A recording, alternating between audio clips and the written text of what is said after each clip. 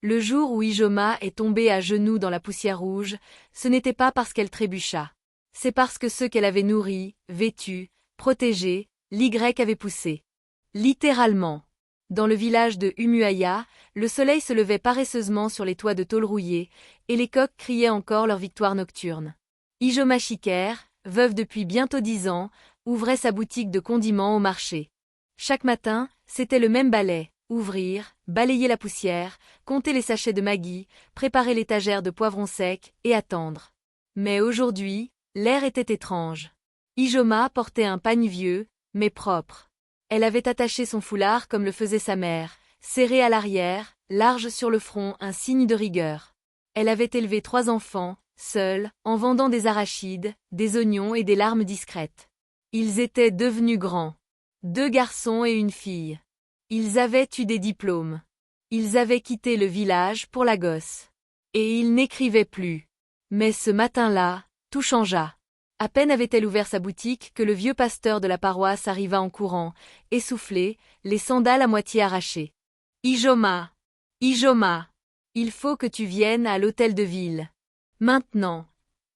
Elle laissa tout en plan. Elle crut que l'un de ses enfants était mort. Ou blessé. Ou revenu. Mais non. La salle municipale était bondée. Les notables du village, les anciens élèves, les commerçants. Et au centre, comme une pièce de théâtre, ces 3 enfants, bien habillés, en vestes élégantes, entouraient un homme en costume cravate. Un banquier. Il tenait un contrat dans les mains. Nous avons décidé de céder la maison familiale au projet d'expansion de la route express. Ils vont construire une station-service. C'est un gros projet. Tu vas devoir quitter les lieux. Ijoma ne comprenait pas. Quitter la maison de ton père? Celle où tu es né, Égique? Celle que j'ai défendue même quand les voleurs sont venus pendant la guerre. Mais ces mots rebondissaient contre les murs comme des graines sèches. Son fils aîné baissa les yeux. Tu peux aller vivre chez Tata Ifeoma. C'est encore familial. Tata Ifeoma? Une cousine jalouse qui lui avait arraché un terrain en 2009? Ijoma chancela. Les regards se posèrent sur elle. Elle recula, trébucha sur une marche. Ses jambes cédèrent. Elle tomba sur les genoux. Personne ne l'aida à se relever. Pas même Chioma, sa fille, celle pour qui elle avait vendu ses bijoux pour payer l'université. Ce jour-là, un orage invisible éclata dans son cœur. Le silence se fit dans son âme. Ce fut la fin du monde ordinaire. Et le début d'un voyage qu'elle n'avait pas choisi. Mais parfois, les héroïnes ne partent pas en quête avec une épée. Elles commencent par se relever de la poussière. Le jour suivant, Ijoma resta enfermée. Elle n'alla pas au marché.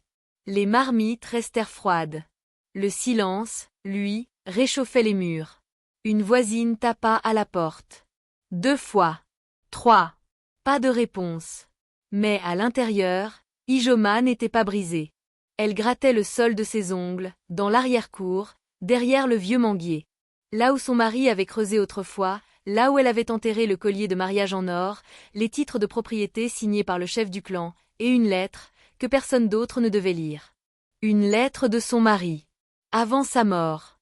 Un mot écrit dans la douleur, qu'il avait glissé dans ses mains, ne les laisse jamais vendre cette maison. Ce sol porte le nom de nos ancêtres. Elle les avait tous élevés sur cette terre. C'était ici qu'elle avait lavé leurs vêtements, soigné leurs blessures, bercé leurs cauchemars. Et voilà qu'ils revenaient avec des documents, des banques, des promesses froides. Elle ne partirait pas. Le lendemain, les enfants revinrent avec un huissier. Les villageois regardaient de loin. Certains baissaient la tête. Mais une rumeur naissait, Ijoma ne veut pas bouger. Elle dit que c'est elle, la propriétaire. Vous n'avez aucun papier à votre nom, maman, lança Égique, sec, comme s'il parlait à une étrangère. Elle se leva lentement, sortit de son pagne un vieux papier roulé, jauni, scellé par la main tremblante du roi Igwenkem. Le papier était officiel. Et redoutable. Mon mari m'a tout légué. En 1995. Il savait ce que vous deviendriez. Vous n'étiez pas encore des hommes. Un silence glacé tomba. Mais ce n'était pas fini. La surprise éclata quand un vieil homme sortit de l'ombre. Personne ne l'avait vu depuis 10 ans. Il s'appelait Onyena, ancien chef du clan fondateur. Il s'appuyait sur une canne, sa voix rauque couvrait la foule. Je peux témoigner. Ijoma est la dernière dépositaire du pacte ancestral. Cette maison n'est pas vendable. Et ceux qui tentent de le faire seront maudits. La foule frémit. Mais dans un coin, un homme en chemise blanche décrocha un appel discret. Ce banquier n'était pas venu seul. Il travaillait pour des investisseurs privés, pas seulement pour une route. Il murmurait. Elle résiste. Mais on a d'autres moyens. Cette nuit-là, un feu fut allumé près du marché, pas loin de la boutique d'Ijoma. Une menace? Un avertissement? Mais Ijoma, assis sur sa natte, dans sa maison aux murs fissurés, tenait la lettre de son mari dans une main et un couteau de cuisine dans l'autre. Elle ne voulait pas la guerre. Mais elle ne partirait pas. La nuit tombait lentement sur Umuahia, comme un rideau de cendres. Les ruelles étaient presque vides. Seuls quelques enfants couraient encore entre les étals abandonnés du marché. Ijoma, elle, ne dormait pas. Elle avait mis de l'eau à bouillir. Pas pour un thé. Pas pour la cuisine. Pour le bain sacré de purification, un rituel que lui avait appris sa grand-mère, autrefois grande prêtresse du clan Lumuna. Cela faisait des années qu'elle n'y avait pas pensé. Mais ce soir, tout était différent. C'est alors qu'on frappa à sa porte. 3 coups, lents, espacés. Elle hésita. Elle n'attendait personne. Et pourtant, en ouvrant, elle ne fut pas surprise de voir Maman Ndidiamaka. Ndidiamaka, 87 ans, aveugle depuis l'âge de 40 ans. On disait qu'elle voyait avec d'autres yeux. Jadis guérisseuse et conteuse du village, elle vivait recluse dans une maison d'argile en dehors des terres agricoles. « Ma fille, dit-elle sans même tendre la main, tu veux te battre, mais tu ignores encore contre quoi. » Ijoma la fit entrer. Assise au sol, devant la marmite fumante, Maman Ndidiamaka se mit à parler. Mais pas comme on parle aux vivants. Elle chantait à demi, murmurait à moitié, comme si elle parlait à la terre elle-même. Elle raconta l'histoire du pacte de 1897, lorsque les ancêtres de la lignée Chiker avaient refusé de vendre leurs terres aux colons britanniques. Cette terre n'était pas seulement un bout de sol. Elle abritait une source, cachée sous la maison. Une source que seuls les membres légitimes pouvaient invoquer. Une source de protection et de révélation. Ce n'est pas ta maison qu'ils veulent, Ijoma. C'est ce qu'elle cache. Le contrat que tes enfants signent, ils ne le comprennent pas. Ils ne sont que des pions. Les véritables maîtres n'ont pas encore montré leur visage. Et puis, elle sortit un objet de sa calebasse, un petit talisman en écorce tressée, noué autour d'une pierre noire. Ton mari me l'a confié avant de mourir. Il savait qu'un jour, tu viendrais me voir. Tu n'es pas venu, alors je suis venu. La pierre vibra légèrement entre les mains d'Ijoma. Elle sentit une chaleur lui traverser les bras, jusqu'au cœur. Maman Ndidiamaka murmura. Ne va pas seule. Cette guerre est ancienne. Tu dois réveiller la mémoire. Tu devras aller chez ton père. Là-bas, tu apprendras qui tire les ficelles. Et sans un mot de plus, la vieille se leva et disparut dans la nuit, comme un esprit. Ce soir-là, pour la première fois depuis longtemps, Ijoma pleura. Mais ce n'étaient pas des larmes de douleur. C'étaient des larmes d'éveil. Avant l'aube, Ijoma se leva, lavée de silence et de certitude. Elle noua un foulard rouge, couleur du combat chez les femmes d'Umuahia, rangea le talisman dans un sachet de toile, puis ferma doucement la porte de sa maison. Elle ne savait pas si elle y reviendrait. Elle prit la route vers Okpala, le village de son père, qu'elle n'avait pas foulé depuis 30 ans. Là-bas, un vieux conflit dormait. Un exil non dit. Une honte. Le chemin était long, traversé de souvenirs. Les feuilles froissaient sous ses pas, les oiseaux chantaient un peu trop fort. À chaque pas, elle se souvenait, le jour où elle était tombée enceinte hors mariage, le silence de son père, la gifle de sa tante, le bannissement non prononcé. Elle n'y était plus retournée depuis. Son mari, Obina, l'avait accueillie, sans poser de questions. Et ensemble, ils avaient bâti ce qu'on avait fini par lui voler. Mais elle n'était plus une fille chassée. Elle était une mère blessée. Et une femme qui portait le poids d'un secret. Quand elle arriva au seuil du vieux village, les regards se tournèrent comme des vents contraires. Les femmes suspendirent leurs calebasses. Les enfants cessèrent de courir. L'air lui-même sembla se figer. Une voix fendit le silence. Ijoma. Elle se retourna. C'était Udoshukwu, son cousin maternel. Il n'avait pas changé. Juste plus gris, plus sec, mais avec le même regard fuyant. Il l'invita chez lui. Aucun mot ne fut échangé sur le passé. Mais elle savait pourquoi elle était là. Elle demanda à voir la maison de son père, maintenant abandonnée, rongée par les ronces et l'humidité. On la lui ouvrit comme un tombeau. À l'intérieur, sous une natte soulevée par l'instinct, elle découvrit une boîte en bois. Et dans cette boîte, un rouleau de cuir. Un ancien plan des terres daté de 1883. Il montrait que la source sous sa maison actuelle appartenait à une chaîne de sanctuaires sacrés, dont les fondements remontaient avant même la colonisation. Mais ce n'était pas le plus choquant. Dans un coin de la boîte, il y avait une lettre. Une écriture soignée. Un nom qu'elle n'avait jamais osé lire. Le nom de sa propre sœur, Adan. Adan, morte à 19 ans. Enterrée dans le déshonneur. La lettre disait « Si un jour tu reviens, Ijoma, sache que ce n'était pas toi qu'il voulait punir. C'était moi. Tu as été l'ombre de ma faute, le prix d'un secret. Cette maison est bâtie sur une terre où le sang a coulé. Et ton mari l'a toujours su. Protéger la source, c'est porter notre malédiction. » Ijoma recula.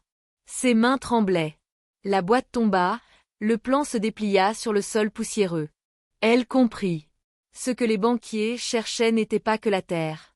Ils savaient. Quelqu'un de sa famille leur avait parlé. Un proche. Un enfant. Un cousin. Une trahison plus ancienne que ses douleurs. Un bruit de pas la fit se retourner. Dans l'embrasure de la porte, Égic. Son fils. Je t'ai suivi. Tu devrais me dire ce que tu caches. Elle ne répondit pas. Pas tout de suite. Car en le regardant, elle vit quelque chose dans ses yeux. Un doute. Une peur. Une faille. Et elle sut que le combat venait seulement de commencer. Égic ne regardait pas sa mère. Il regardait le plan au sol. La lettre chiffonnée. Son regard n'était plus dur comme à l'hôtel de ville. Il tremblait. Un masque s'était fendu. Derrière l'homme sûr de lui, il y avait un garçon perdu.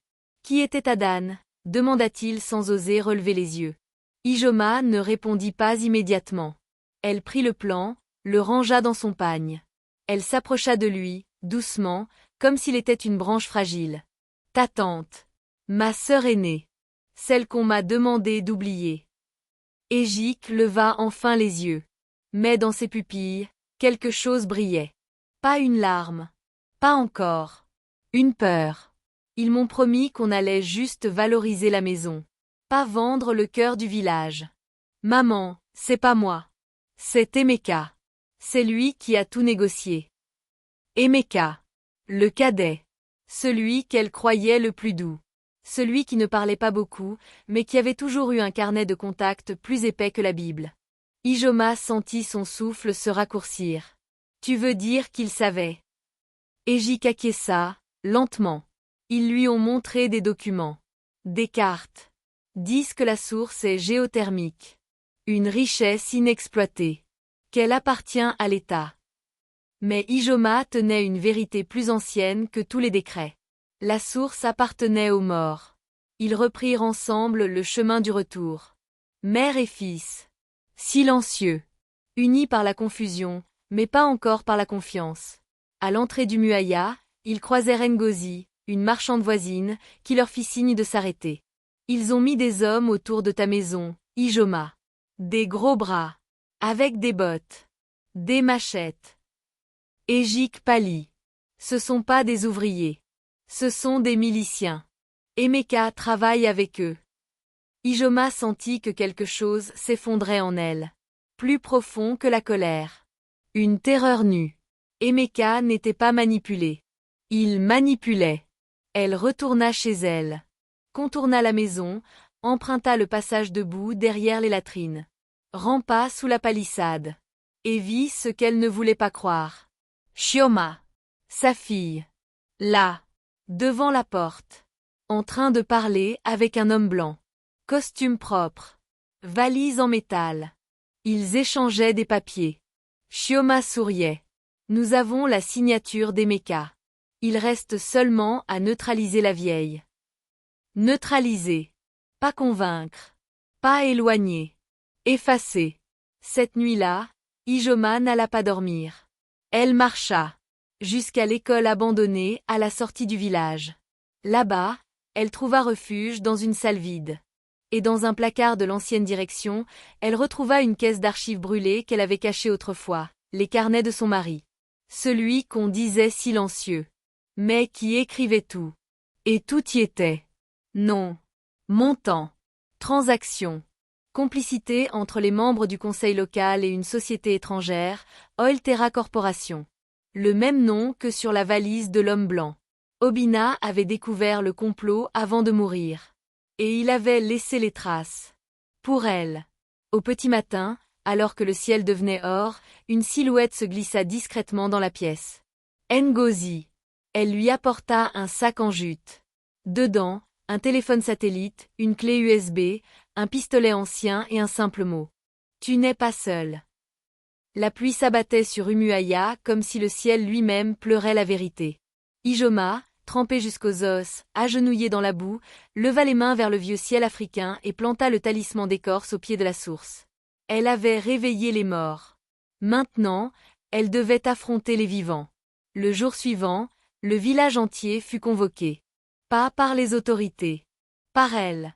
Une femme seule. Sans pouvoir. Mais qui portait les cris d'une lignée entière dans la gorge. La place centrale, d'ordinaire désertée sous la chaleur, était noire de monde. Les anciens, les commerçants, les jeunes. Et ceux qui, jusque-là, s'étaient tus. Elle monta sur une caisse retournée. Sa robe était déchirée. Son foulard rouge noué comme un front de guerre. Elle ne cria pas. Elle parla. Et tout bascula. Voici les preuves. Le plan originel. Les enregistrements. Les actes falsifiés. Les comptes secrets. Vos fils, vos filles, ont été vendus avant même d'être consultés. Silence. Puis, elle brandit la clé USB. Ngozi connecta un projecteur bricolé sur une batterie de voiture. Sur un mur en béton s'affichèrent les visages d'Emeka, de Chioma, du banquier blanc. Et puis, celui du chef du conseil villageois. Ce dernier tenta de fuir. Mais la foule s'était refermée. « Ils ont battu mon fils, dit-elle enfin, les larmes coulant sans honte, pour me faire taire. Mais je vous le dis ici, je ne m'y tairai plus. » Une rumeur gronda. Et dans cette foule, certains enlevèrent leurs casquettes. D'autres se mirent à genoux. Puis une chose inattendue arriva. Ejik apparut. Son visage était tuméfié, son bras en écharpe, mais il était debout. À ses côtés, le journaliste, enfin arrivé à Umuaya. Avec lui, 2 avocats. Et un officier de police d'État. Elle disait la vérité, dit Ejik. J'ai signé. J'ai trahi. Mais je suis prêt à témoigner. Devant tout le Nigeria. L'air s'électrifia. Mais juste avant que l'ordre ne s'installe, un tir claqua dans l'air. Une balle. Venue de nulle part. Elle frôla la tête d'Ijoma, éclatant le bois sous ses pieds. Panique. La foule se dispersa. Mais Ijoma ne bougea pas. Elle saignait légèrement à la tempe. Elle regarda le ciel. Et elle dit. Même vos balles ne peuvent plus m'arrêter. Parce que je ne suis plus seule. Le soir, les réseaux sociaux s'enflammèrent. Le mot #Merter devint viral. Le journaliste publia un premier article. Nigeria, la terre d'une femme, le secret d'un empire. Les autorités centrales, sous pression, promirent une enquête. Mais Emeka et Chioma avaient déjà disparu. Leurs comptes bancaires gelés. Leurs noms, désormais associés à la corruption foncière. Ce soir-là, Ijoma s'assit au seuil de sa maison. Le sol était encore humide, mais elle s'y assit avec calme. Une jeune fille du village lui apporta de la soupe chaude. Une voisine balaya sa cour. Un enfant la regarda comme on regarde une légende. Elle n'avait pas gagné encore. Mais elle avait survécu à l'Ordali. Et elle avait prouvé que même sans armée, une mer debout est plus redoutable qu'un empire armé. Le soleil s'élevait lentement au-dessus d'Umuaya, Mais cette fois, ce n'était pas le même village. La place publique, encore marquée par les échos de l'insurrection, était désormais en reconstruction. Des jeunes repeignaient les murs. Des femmes réorganisaient les étals brûlés.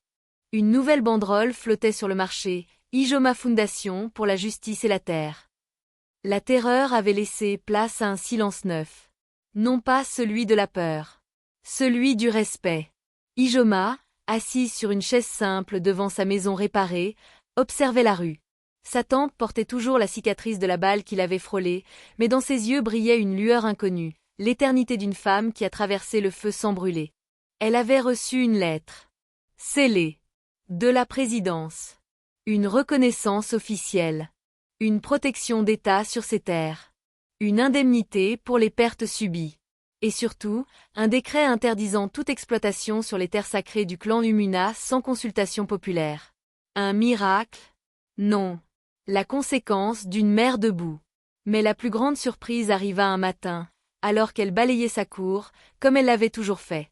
Un véhicule poussiéreux s'arrêta devant chez elle. 2 enfants en descendirent. Pas les siens. Ceux d'Emeka. Un garçon et une fille. L'un avec les yeux d'Obina. L'autre avec le silence d'Adan. Ils s'approchèrent, timides. La plus jeune tendit un dessin. Une maison. Un arbre. Une vieille femme au sourire droit. Et 3 mots écrits maladroitement. Pardon, grand-mère. Ijoma ne dit rien. Elle s'agenouilla lentement, les bras ouverts. Et dans cette étreinte, elle ne sentit ni colère, ni tristesse. Elle sentit la fin du voyage. La nuit, elle rêva. Obina était là. Debout sous le manguier. Il souriait, et dans sa main, il tenait la même lettre qu'il lui avait laissée autrefois. Mais cette fois, il disait « Tu n'as pas protégé une maison. Tu as protégé une mémoire. Et par toi, elle vivra encore longtemps. » Le lendemain, elle ouvrit sa boutique à nouveau. Pas pour vendre. Pour enseigner. Des jeunes s'y rassemblaient. On racontait l'histoire. On l'écoutait. Et dans un coin, une inscription gravée sur le mur. Elle les a élevés avec amour. Ils l'ont faite tomber. Mais elle s'est relevée, pour élever un village entier. Merci d'avoir suivi l'histoire bouleversante de Ijoma Shiker dans Elle les a élevés avec amour, ils l'ont forcé à s'asseoir par terre.